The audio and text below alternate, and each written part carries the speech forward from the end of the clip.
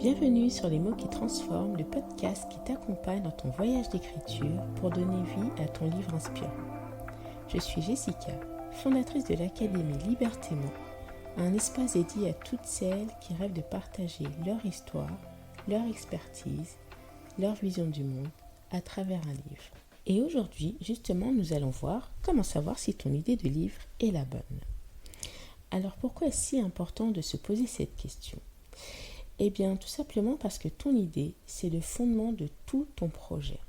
C'est le point de départ de ton aventure d'écriture, le noyau autour duquel tout ton contenu va graviter. Imagine que ton idée soit comme la graine d'un arbre. Si cette graine est solide, nourrie d'une intention claire et d'un désir sincère, elle donnera naissance à un arbre robuste, aux branches solides et aux fruits savoureux. Oui, je sais, je suis un peu poétique aujourd'hui. En revanche, si la graine est fragile, mal définie ou semée de mauvaises raisons, l'arbre risque d'être tout petit ou pire, de ne jamais éclore. Et c'est pas ce qu'on veut. Parce que écrire, c'est un voyage. Un voyage qui peut être long, très long, semé d'embûches, de doutes, de remises en question. Il y aura des moments où tu vas te demander « pourquoi je me suis lancé là-dedans ?» et tu auras envie d'abandonner. Et c'est dans ces moments-là que ton idée de départ jouera un rôle essentiel. Si ton idée est solide et porteuse de sens, elle te servira de boussole. Elle te rappellera pourquoi tu as commencé, pourquoi c'est important pour toi de partager ce message. Par exemple, je ne sais pas moi, si ton idée de livre repose sur ton envie d'aider les autres à surmonter un défi que tu as toi-même affronté, alors tu penseras à toutes ces personnes que tu pourrais inspirer. Et ce sera ta source de motivation inépuisable.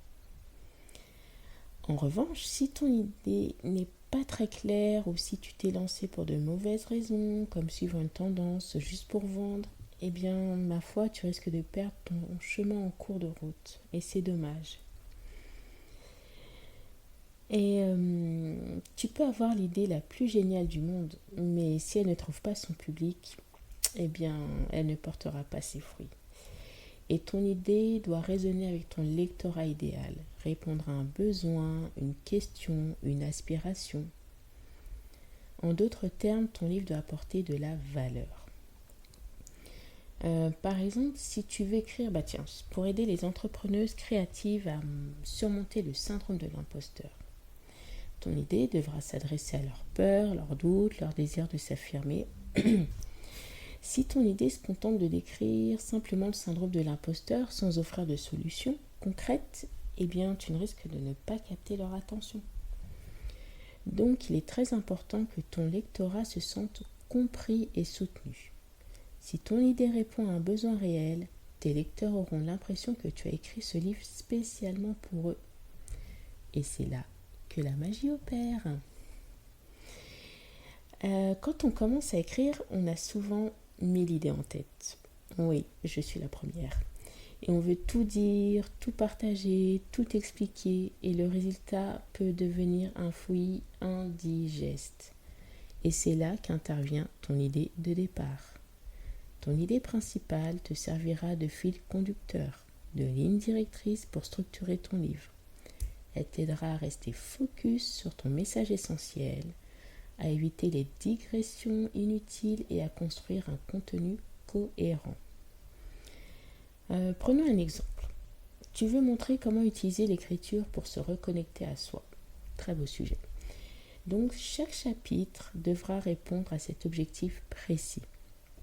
Même si tu es tenté de parler de techniques de productivité ou de marketing personnel, tu sauras que cela sort du cadre de ton idée principale. Alors retiens bien, la clarté, c'est la clé. Un livre s'il se disperse, perd en impact et en lisibilité. Et en restant fidèle à ton idée centrale, eh bien, tu offriras une expérience de lecture fluide et percutante à ton lectorat. Et ton idée de livre, c'est aussi ton accroche. L'accroche, c'est ce qui va attirer ton lecteur à la couverture, puis à la 4e de couverture et enfin à l'achat. Si ton idée est captivante, intrigante ou émouvante, elle suscitera la curiosité et l'envie de tourner les pages. Je vais te donner 2 exemples d'accroches. La première, comment surmonter le burn-out en 3 étapes simples. Tu vois, là, ça répond à un besoin urgent et concret.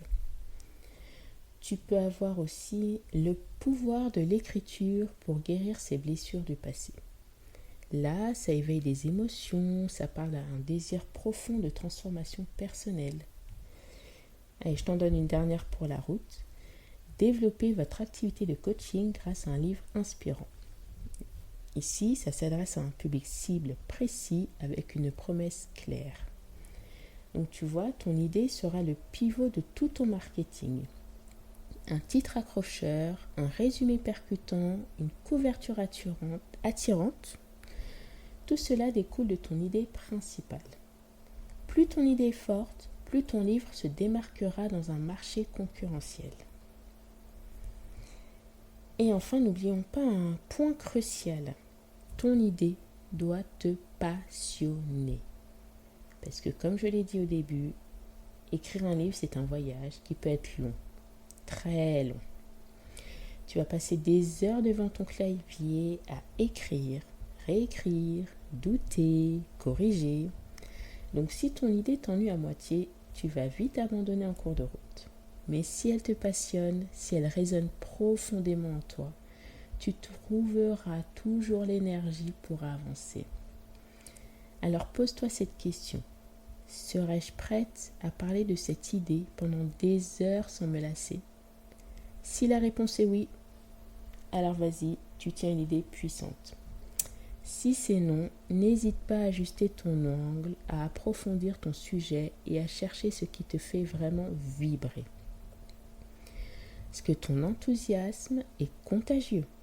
Si tu écris avec passion, ton lectorat le ressentira.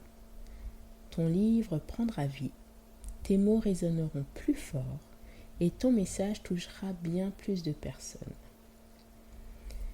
Voilà pourquoi se poser la question « Est-ce que mon idée est la bonne ?» est crucial. Parce qu'une idée solide, pertinente, captivante et passionnante, c'est le socle sur lequel tout ton projet va s'appuyer. Oui, je me répète, mais c'est très important.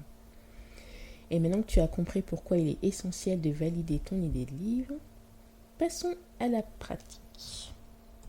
Alors, je te propose de te poser 3 questions clés qui vont t'aider à tester la solidité de ton idée. Ces questions-là, elles vont te permettre de clarifier ton attention, de définir ton public et de t'assurer que ton idée se démarque dans un océan de livres déjà publiés. Donc, prends un carnet, un stylo et c'est parti, on y va. Donc déjà, pourquoi tu veux écrire ce livre ? C'est la question la plus importante. Pourquoi tu veux écrire ce livre réellement ? Pas juste à la surface, mais en allant chercher au fond de toi la motivation qui te pousse à coucher ces mots sur le papier. Ça peut être pour partager ton expertise et aider ton lectorat à surmonter un problème que tu connais bien. Ça peut être inspiré à travers ton histoire personnelle, tes expériences de vie ou ton parcours de résilience. Ça peut être transmettre un message qui te tient à cœur, une vision du monde, une leçon de vie. Ou alors tu veux faire grandir ton activité professionnelle en renforçant ta crédibilité et en touchant un public plus large. Tu peux aussi te libérer d'un poids émotionnel en transformant ton vécu en récit puissant. Donc il est très important de définir ton pourquoi, car il sera ton moteur tout au long de l'écriture.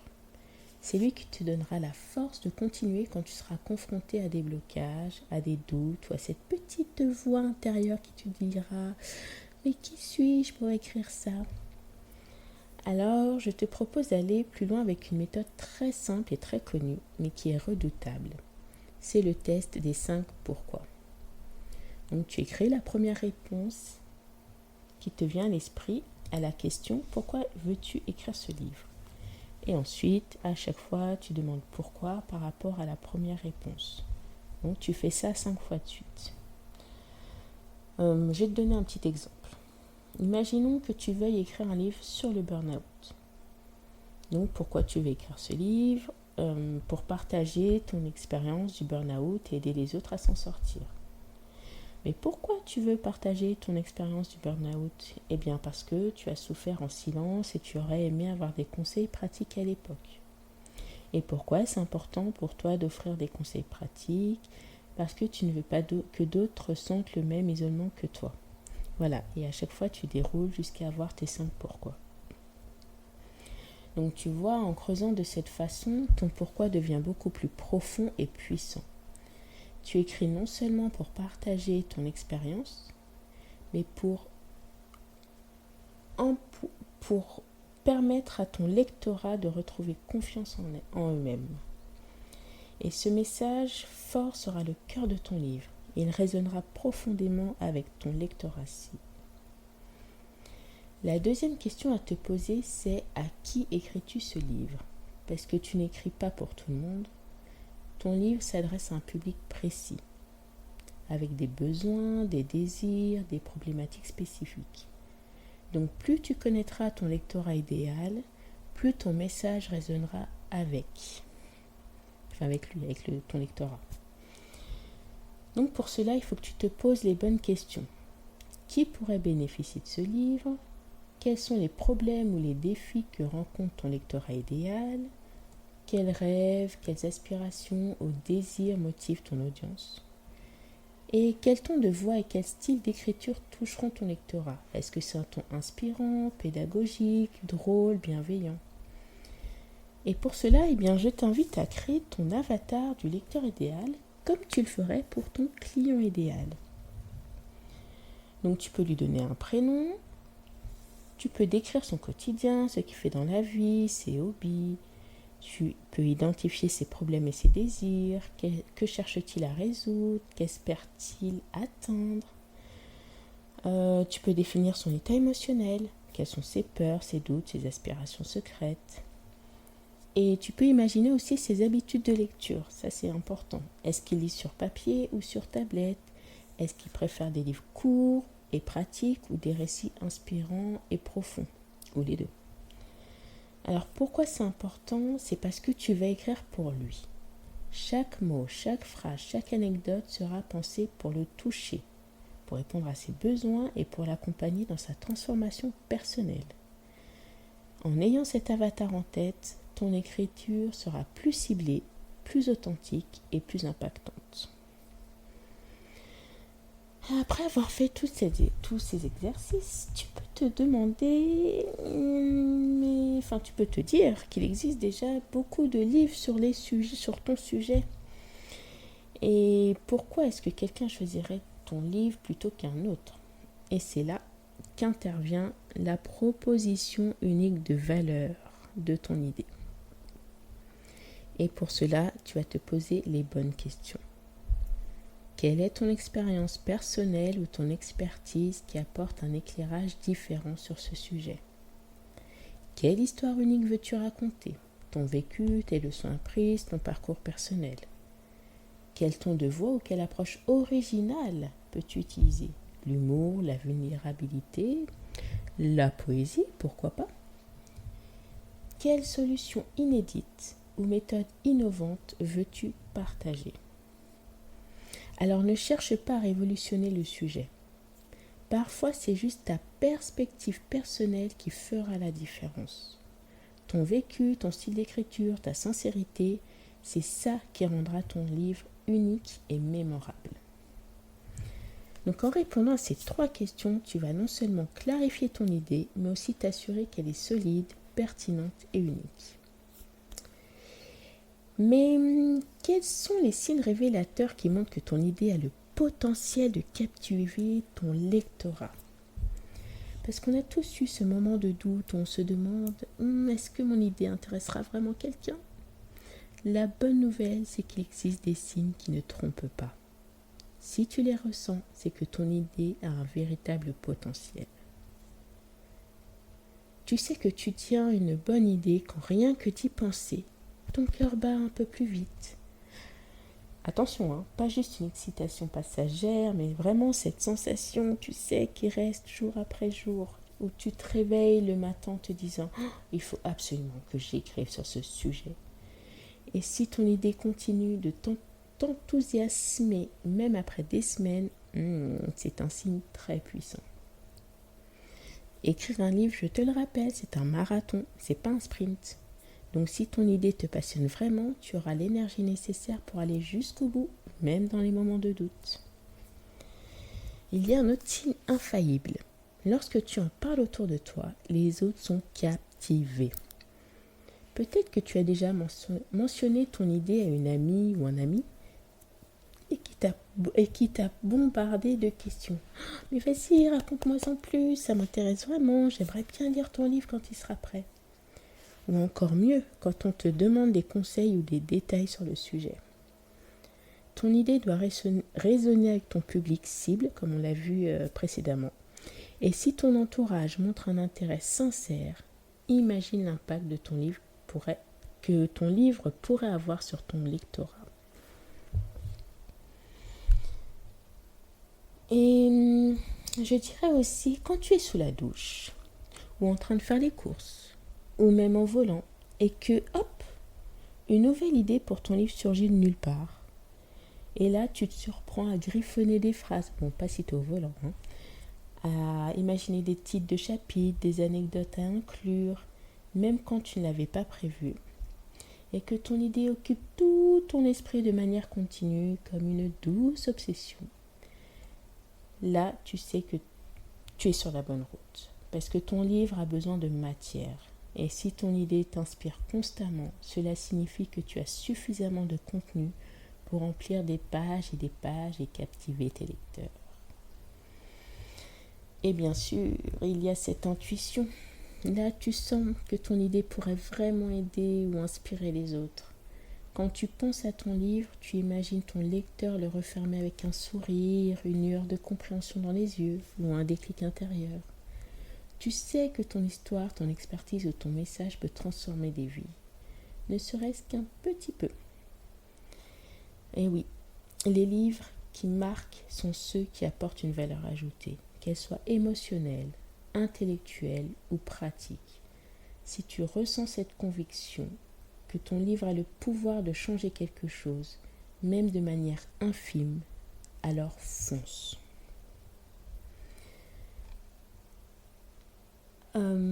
Alors, est-ce que tu as reconnu certains signes en toi? Si c'est le cas, ton idée de livre n'attend qu'une chose, être écrite. Mais peut-être que tu demandes encore, ah là là, comment être sûr à 100%, à 1000% que c'est la bonne? Allez, pas de panique, je te partage 4 exercices pratiques pour valider ton idée de manière concrète. Parce que oui, ressentir l'excitation, en parler autour de soi, c'est génial, mais il faut aussi que t'assurer que ton idée résonnera auprès de ton lectorat. Alors, comment y voir plus clair? Il y a déjà le test du discours passionné. Cet exercice est à la fois simple et puissant. Le principe, tu parles de ton idée à une personne de confiance, mais pas n'importe comment. Choisis quelqu'un qui pourrait être ton lecteur idéal, ou quelqu'un d'honnête capable de te donner un retour constructif. Là, il faut que tu organises un moment d'échange, mais un vrai moment d'échange. Ça peut être autour d'un café ou lors d'une balade ou même un appel téléphonique. Il faut que tu parles de ton idée avec enthousiasme, comme si tu racontais un film génial que tu viens de voir. Et tu observes les réactions de ton interlocuteur. Est-ce qu'il pose des questions pour en savoir plus? Est-ce qu'il semble captivé? Ou est-ce qu'il regarde son téléphone toutes les 2 minutes? Est-ce qu'il te donne des idées supplémentaires? Ou est-ce qu'il te partage des expériences similaires en lien avec ton idée? Parce que l'enthousiasme, c'est contagieux. Donc si ton idée est vraiment la bonne, elle suscitera de l'intérêt, de la curiosité et même peut-être un débat qui est très important. Donc si ton interlocuteur te pose des questions comme où est-ce que je pourrais acheter ton livre ou ça sort quand? Là, c'est un excellent signe. Par contre, s'il change de sujet rapidement ou s'il semble distrait, ça peut être le moment de peaufiner ton idée. Il y a un deuxième exercice qui est beaucoup plus introspectif, mais tout aussi efficace. On parle souvent du pouvoir de l'écriture pour clarifier ses pensées. Alors pourquoi ne pas l'appliquer à ton idée de livre ? Donc prends un carnet dédié à cette idée de livre. Oui, un carnet tout beau, tout neuf, c'est encore mieux et c'est un prétexte pour en racheter un si tu es de la team carnet. Alors pendant 7 jours, tu consacres 10 minutes à écrire sur ton idée. Aucune règle. Tu peux explorer ton sujet, détailler les chapitres, raconter des anecdotes, expliquer pourquoi ce sujet te passionne. Peu importe, laisse tes pensées couler librement, sans te censurer, ni chercher à faire joli. L'écriture va te permettre de révéler ce qui se cache vraiment dans ton esprit. Et en écrivant jour après jour, tu vas pouvoir clarifier tes idées et voir si elles tiennent sur la durée, développer de nouveaux angles ou approfondir des aspects auxquels tu n'avais même pas pensé. Tu pourras tester ton niveau de motivation. Si tu es impatiente de reprendre ton carnet chaque jour, c'est un très bon signe. En revanche, si tu te sens vite à court d'idées ou que tu procrastines, cela peut indiquer un besoin de retravailler ton idée. Je te conseille de relire tes écrits à la fin de la semaine et de chercher les mots-clés qui reviennent souvent. Et tu verras, ces mots-clés te donneront une indication précieuse sur les thèmes forts de ton livre.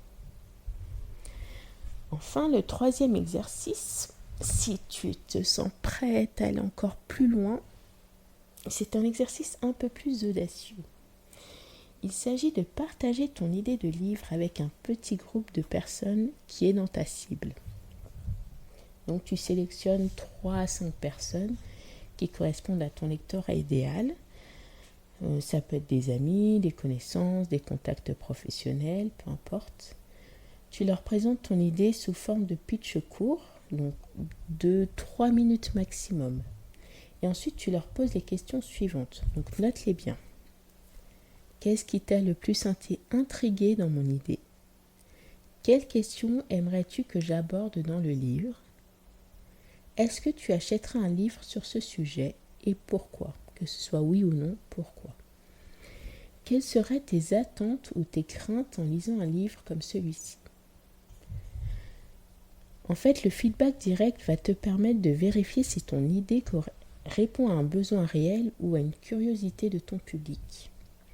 Ça va te permettre d'identifier les aspects les plus attractifs de ton sujet et surtout de repérer les éventuels freins ou objections de tes futurs lecteurs. Alors, ne prends pas les critiques personnellement. Il faut que tu les utilises pour affiner ton idée.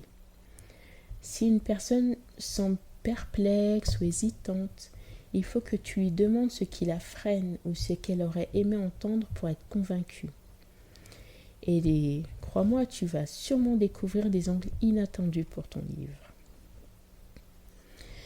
Enfin, le dernier exercice,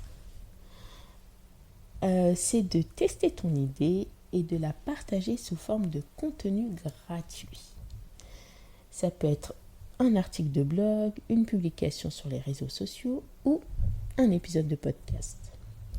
Donc tu vas choisir un sous-thème de ton idée principale. Ça peut être un chapitre potentiel de ton livre par exemple.